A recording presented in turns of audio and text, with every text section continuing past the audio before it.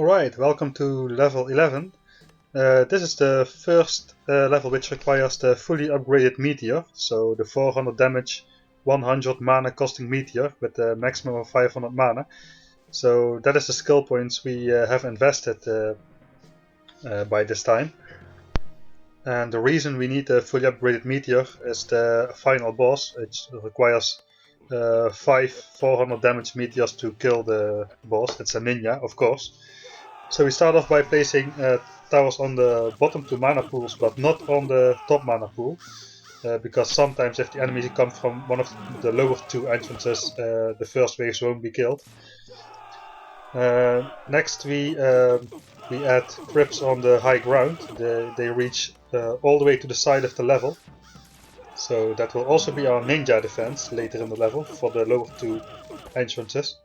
So this level has 6 entrances in total, which is a lot.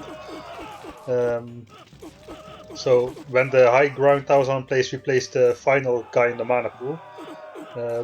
Mana is not really an issue. A lot of that level is spent with mana at maxed out at 500 mana.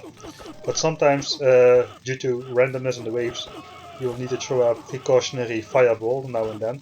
Sometimes at this wave. This time not, usually not, but... Okay, there's level, the 9th wave is the ninjas coming, so you can see me hovering the crypts over the spaces. I'm going to place them later to take care of the ninjas, to render them invisible.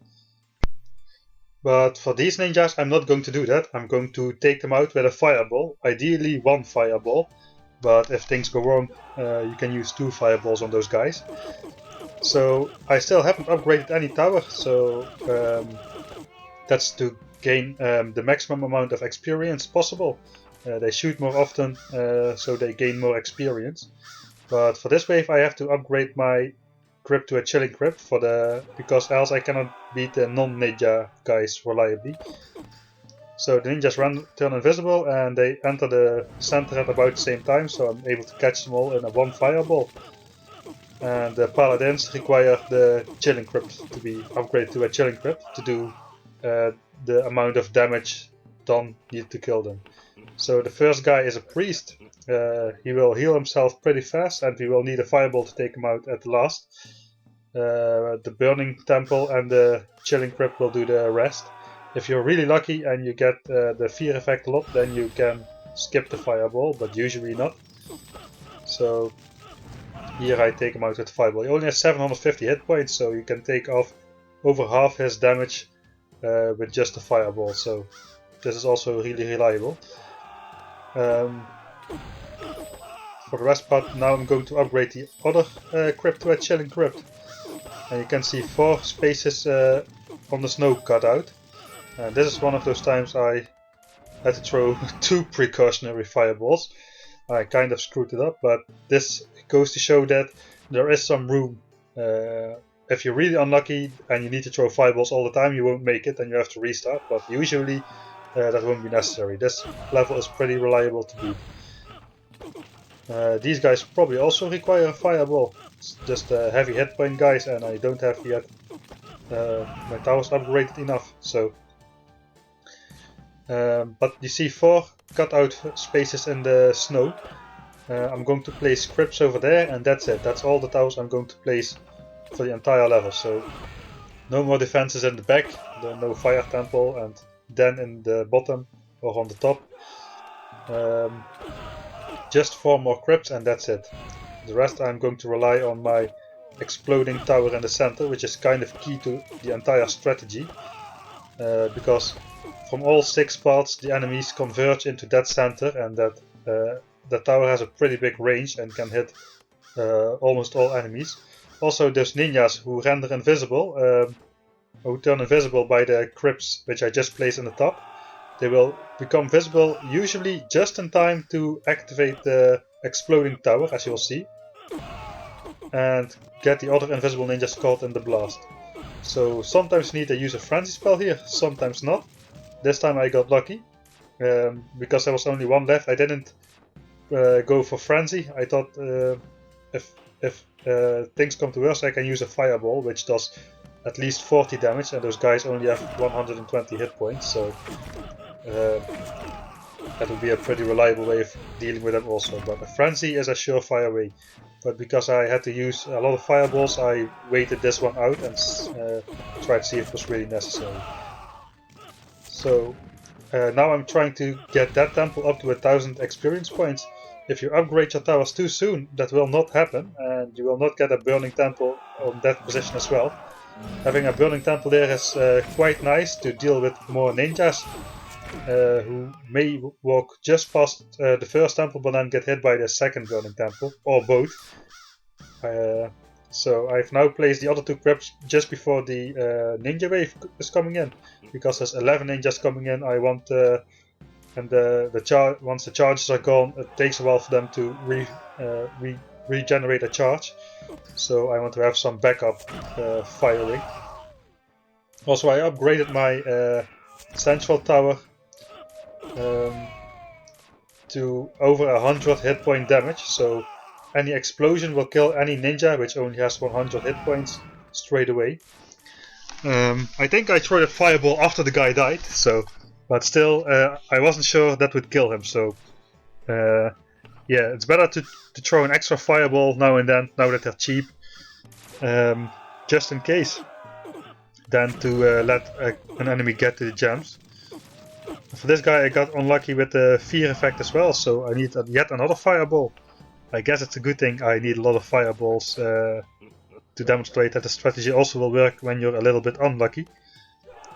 So the basic defenses are in place. We got a ballista on the top to help with the damage. And we got the burning temple in the middle and the chilling crypts in the bottom. And those guys on top will also become chilling crypts. The key is to upgrade those crypts also to chilling crypts, and when the level 2 ninjas come, they are faster, so they won't become visible in the range of the central exploding temple again. So you want to hit one or more of those guys with fear, so that they turn around and run around in despair, and only after they've recovered they will run to the gem cave again, but because they lost time they will turn visible again within range of the central exploding temple, and that temple will react and explode, also taking with it the invisible ninjas. So these guys got turned invisible pretty late, so I needed the fireball to deal with them. Next wave is also a likely candidate for another fireball, because your towers will focus on those two assassins mostly, and sometimes well, these ninjas are just too fast to kill reliably. I got lucky here, so I didn't need to throw another fireball, but in the end it doesn't matter because there's 4 mana pools. Oh no, there's 3 mana pools, but the mana will refill quite quickly, and there's a lot of cannon fodder waves in which you don't need any thing, so your mana has enough time to build up. So I was showcasing my defenses again. I talked about that already, so I'm not going to bother doing that again. The next boss, a level 6 mage, also not too challenging because of the fearful crypts I have now. The orcish den in the back will take care of any stragglers coming through, like ninjas and high hit point guys surviving the initial blasts, that kind of stuff.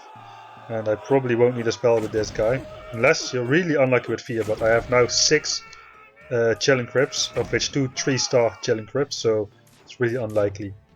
Now it's the fact I was going for, I was talking about, to render the ninjas invisible while they are struck with fear, but I'm not sure if that happened. No, they all dodged the fear effect, so that probably means a fireball here and there. So yeah, that means 2 fireballs, but if that works, and it usually does, you can mostly get away with 0 or just 1 fireball. So that is a little bit concerning because we are getting late in the level and we need 500 mana at the final wave, and so we don't have the luxury to keep on spending. And in fact there was a pretty special strategy coming up for the next to last wave, which we have to defeat without spending any mana at all, and that is kind of tricky, and that is probably the most difficult part of the level. So sometimes these guys also require a fireball, but you can see my mana has already filled up again to 500, so don't worry if you need to use a lot of fireballs early in the level. This wave is probably going to require a frenzy spell. It's also not a problem, because the waves after that, 36, 37, are again cannon fodder waves. So your mana will have time to rebuild.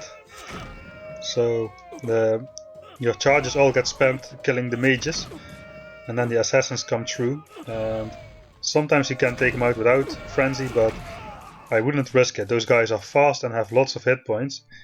So just use the frenzy with those guys. Now you can see I can upgrade this guy to a Hellfire Temple.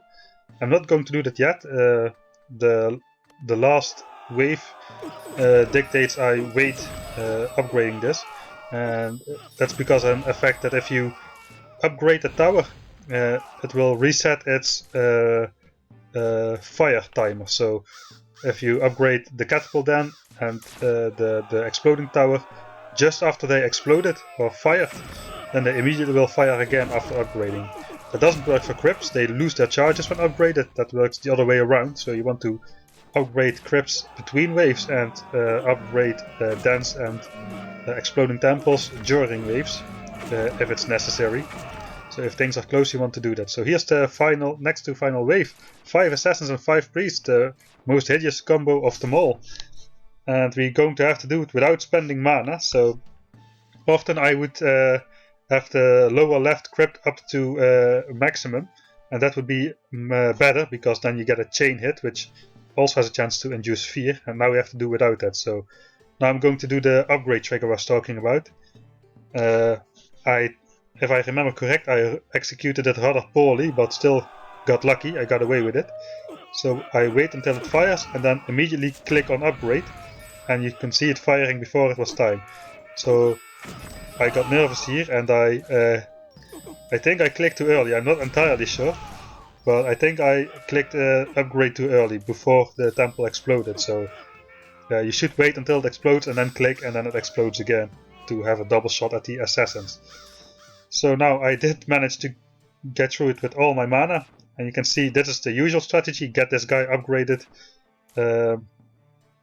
and have the chain hit and 50% fear, but it wasn't meant to be. So he gets rendered invisible and he's fast, so you will need to throw these fireballs pretty fast. You will need to use the hotkeys, and sometimes you will miss. I think I missed in my let's play of this series and had to do the entire level again. But if you hit, then you can make this level at a brilliant rating with only 23 skill points invested. So a fully upgraded meteor and the maximum mana is key.